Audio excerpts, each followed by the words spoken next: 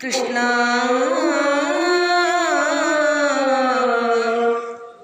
കൃഷ്ണ ഹരേ. ഇന്ദ്രിയ നിഗ്രഹവും ബുദ്ധിതൻ അടക്കവും എന്നിവ സമാധികളെന്നു കേട്ടനന്തരം ദോഷവും ഗുണം രണ്ടും ഭേദമായി ചൊല്ലൂ വേദം.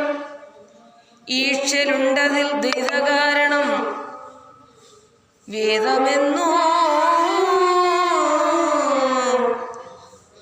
ജ്ഞാനവും ഭക്തി കർമ്മം മൂന്നിക പുരുഷാർത്ഥ സാധനമാം വിരക്തമായിട്ടു ജ്ഞാനകാണ്ഡം കാമിക്കു കർമ്മ മനഃശുദ്ധി വന്ന് അകക്കാമ്പിൽ കാമം പോകാതെ വരാ ഭക്തി എന്നതും ചൊല്ലി ജ്ഞാനത്തിൻ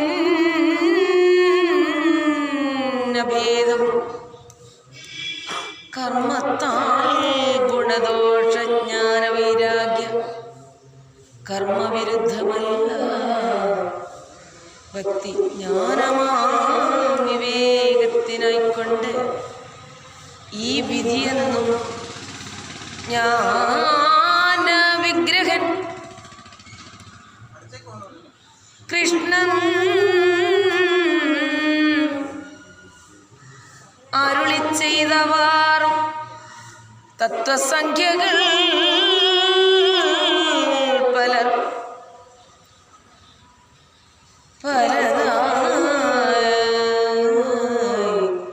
പറയുന്നിതത്രയും കേൾപ്പാനായിട്ടിച്ചുരുദ്ധവനായി തത്വങ്ങൾ കാര്യമാകയാൽ പലവിധ യുക്തിമാന്മാരാൽ വിധി എന്നത് അരുൾ ചെയ്തു. പ്രകൃതി പുരുഷന്മാർ വേദം ചോദിച്ചു പിന്നെ സകല ഭേദം തോന്നിച്ചിടുന്നു പ്രകൃതിയും സകല ചൈതന്യാത്മാ സർവകൻ പുമാനെന്നു പ്രകൃതി പുമാൻ രണ്ടു ഏകമെന്നരുൾ ചെയ്തു. ജനന മരണമാം സംസാര ഹേതുക്കളങ്ങറിവാൻ ചോദിച്ചത് മാധവൻ അരുൾ ചെയ്തു. കർമ്മ സംയുത മനസ്സ്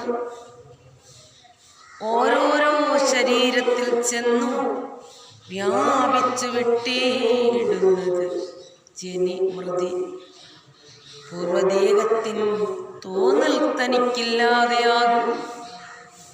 കേവലം മരണവും എന്നതും അറിക നീ. നേരെ പിന്നെ ഒരു ദേഹം താനെന്നു കണ്ട് കാരണവും ധരിപ്പത് ജനനമിതു വാർത്താൽ തന്നെ പരമാർത്ഥ ജ്ഞാനത്തിൽ ഇവയിൽ എന്നൽ ചെയ്ത് കേട്ടിട്ട് അഭിമാനത്തെ നീക്കാൻ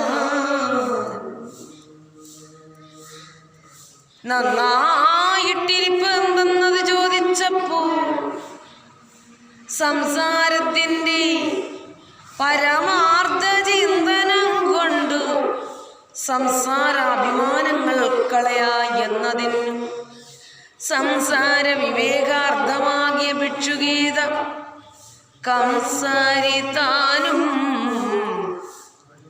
അരുൾ ചെയ്തിതു വഴി പോലെ. ഹരിനാരായണ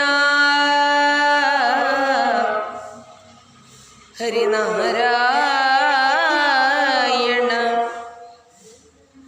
നാരായണ നാരായണ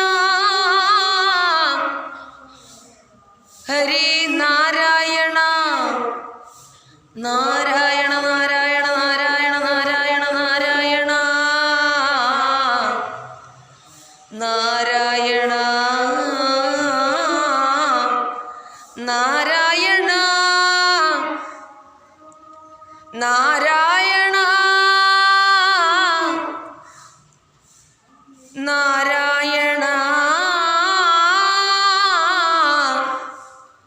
നാരായണ നാരായണ നാരായണ നാരായണ നാരായണ